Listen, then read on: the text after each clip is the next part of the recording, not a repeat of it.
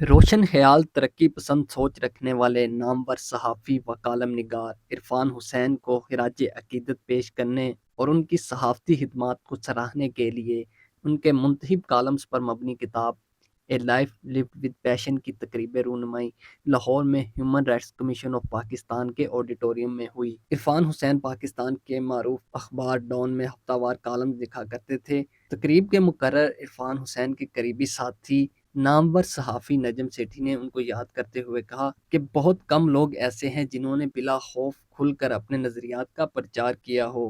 بڑا ہم مس کرتے ہیں عرفان کو۔ بڑے کم لوگ اس ملک میں ہیں اور رہے ہیں جو کہ کھل کے سیاسی طور پر اپنی لبرل اور سیکولر کریڈینشلز کو کبھی چھپانے کی کوشش نہیں کی اور جمہوریت میں یقین رکھا۔ اب بڑے یاد آتے ہیں آج کل کے زمانے میں، آج کل کے دنوں میں، جب اتنی افراتفری ہے اور سب ایک دوسرے کے گلے پڑے ہوئے ہیں اور لڑائی جھگڑے ہو رہے ہیں اور کوئی کسی کی بات سننے کے لیے تیار نہیں ہے۔ تو عرفان حسین جیسا ریشنل، کام، کلیکٹڈ، سوچنے والا، بات کرنے والا، سمجھانے والا، ایسے دوست بڑے یاد آتے ہیں۔ National Commission on the Status of Women کی سابق سربراہ خاور ممتاز نے عرفان حسین کے صحافتی کام کو سراہتے ہوئے کہا کہ وہ مشکل سے مشکل موضوع پر بڑی آسان فہم زبان استعمال کرتے تھے جو ہر ایک کو سمجھ آتی تھی۔ مشکل سے مشکل سبجیکٹ کو وہ ایک اتنی آسانی سے اس کو سمپلیفائی کر کے پیش کرتے تھے کہ ہر ایک کی سمجھ میں آ جائے۔ دوسرے ان کے لکھنے کے سٹائل میں ایک اس میں مزاح کا بھی ایک وہ ہوتا تھا، ایلیمنٹ ہوتا تھا۔ تو اگر ان کی کتاب دیکھی جائے تو لگتا ہے کہ پچھلے 20 سال کی آپ کے پاس ایشوز کی ہسٹری ہے تقریباً۔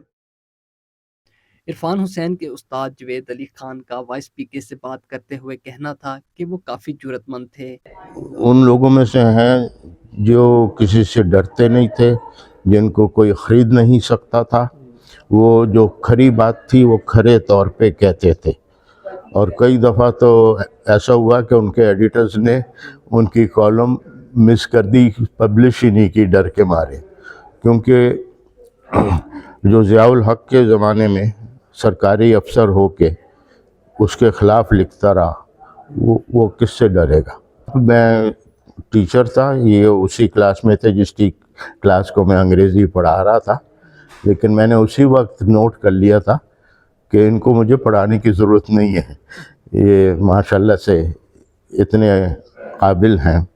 عرفان حسین کا انتقال 16 دسمبر 2020 کو کینسر کے باعث ہوا۔ اعتزاز ابراہیم، voicepk.net، Lahore. His books stayed published. آپ کی خبر، آپ کی آواز، voicepk.net